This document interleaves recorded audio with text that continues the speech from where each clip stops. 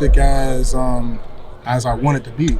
I feel like and again, it's as the coaches say, it's not up to the coaches. It's up to everybody in the room to compete. So really, the spot's open for anybody. It's who's going to go in there and just take the job. Yeah.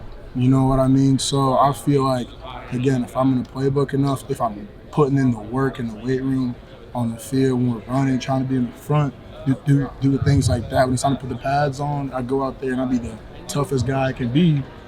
Then I feel like at that point it's up to the coaches. I know. So it's all I can make that goal as realistic as I want to be through. What I put on film. I know what kind of student you are and how important that is. Like, have you looked to see how rare that is for somebody to pull off? Like, we're talking about two true freshmen that have done that ever at Ohio State. You know that? Yeah, I do. I talked to Michael Jordan a lot about that, and he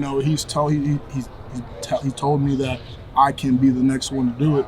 I just have to go out there and just put in the work to do it and come in with the mindset that, okay, I'm going to come in the mindset, I'm going to be a backup guy this year, and next year's my time. I can't come in with that next year mindset that a lot of guys have. I got to come in here with the mindset that I want to take somebody's job, because then that's how I'm going to work the hardest. You know what I mean? Not try to work like a freshman, but work like an older guy. Mm-hmm. And then at that point, coach is going to decide what's best for the team, But again, I determine, how much time I get on the field through my work. Physically, what do you think will be the most important thing for you for these next 8 months if you're going to do that by September? I still got to figure that out, And I feel like I'll see how I match physically once you put the pads on, you know what I mean? So, but I'm not really worried about the physical part because I trust Coach Mig. I trust the strength staff, and I feel like they're going to put us all in the best position to compete, where the physicality is not going to be a determining factor.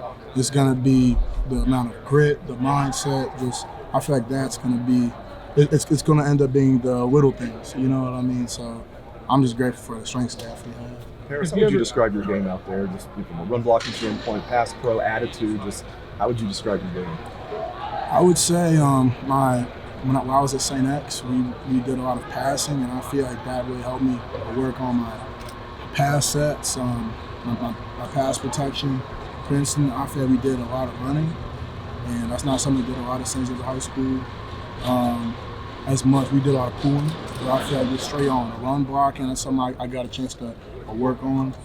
At the All-American game, I got a chance to do a lot of run blocking, stuff like that.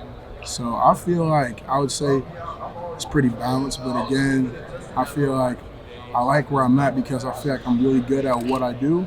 But at the same time, I still have so much to learn. And for me, that's exciting, having so much room to grow, because, I'm dominating a lot of guys. Half the time I don't know what I'm doing. I'm just trying to be the meanest guy out there.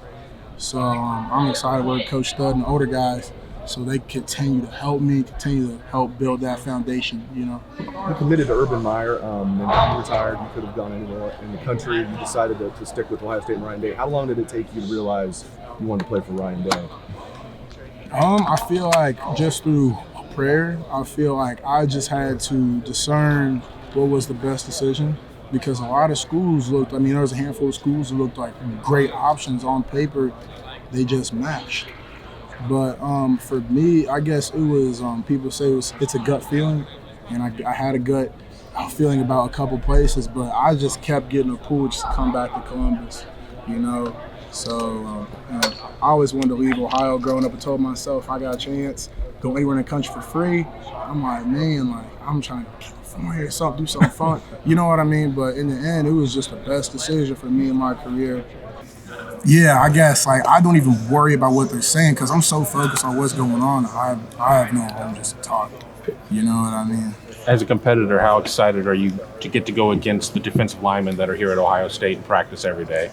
Again, that's another big reason I came here, because I feel like with me just doing work, me doing training in high school against high school defensive linemen, I'm not going to get the same look that I'm going to get here. So going against the Tyreek Smith, going against the Tyler Friday, going against Zach Harris and all these other guys, I feel like that's going to be the best development that I can get. You know, that's going to be the best competition I can get right now. And they're some of the top defensive ends in the country.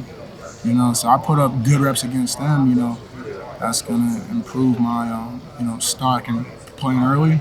It's going to improve. It's going to improve my it's going to improve my ability, because if they're the number 1, 2, 3 defensive ends in the country, when I go against number 4, 5, and 6, it's going to be simple. You know, so that's my take on it.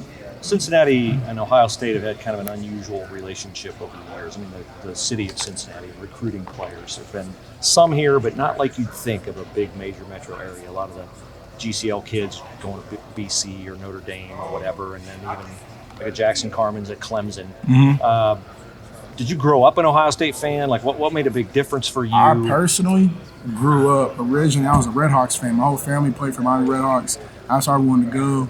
Even when I had offers from Clemson, Team Up North, Ohio State, I wanted the Miami University offer so bad. I wanted to, just because I grew up going to games all the time, I wanted to be a Redhawk. Even with, I had like 5 of the top 10 teams in the country offer me a sophomore, and I wanted to be a Redhawk. My mom was like, "Oh no, that's not the plan. You can't be a Redhawk. All these Clemson, Ohio State, Team Up North offering me." I'm like, "What? Like this has been the dream." And then my dad's coaching Michigan State, so I had a good relationship with coaching Michigan State. So I always considered that. And I used to go to Alabama camps when I was little. So I was like, it's either between Alabama, Michigan State, or Miami University. So it would have been a strange top 3, but in my mind, that's what it was. And personally, that was like my internal top 3 until I visited here on the spring practice. Before they went to go play USC, and I met the players, I hung out with Michael Jordan, and I was a Coach Meyer, and I just changed everyththing for me. It messed up the top 3. So you've heard of too big to fail. You were like too good to be recruited by the Redhawks. Is it fair to say you were not offered by the Miami Redhawks? They did end up offering me, but it took a while though. They didn't offer me. I had an Ohio State offer. I took a visit. I didn't get an offer from them. I had a Clemson offer. They didn't offer me. Once I got the offer from the Team Up North, they invited me on a visit, and I got the offer. So it took a while. It was probably the hardest. People ask me, what was the hardest school? Hardest school was Miami University. That was the hardest school. I had to visit like 5 times before I could get the offer. It was crazy because my dad played there. He was a legend. My cousin played there, and he was a beast. Played Ben Roethlisberger. So, and my mom was his counselor. So we have so many connections there. So that was kind of strange. But yeah. When you got that offer, was that the most excited you got for any offer? No, because it took so long. Okay. At that point, it would have been exciting if I would have got it early, even after getting Ohio State offer. I'm like, it took so long. It sort of took the excitement out of it,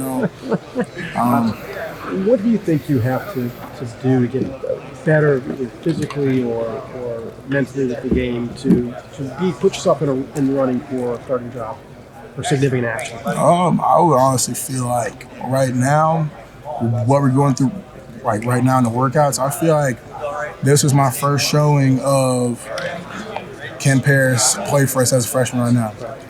Before I think about what I could do in the future to prove it, right now, these workouts right now, this week is my showing of can we trust Paris to be on our line as a freshman right now. So right now, I'm trying my best to put on a show that we can put Paris in the competition to start.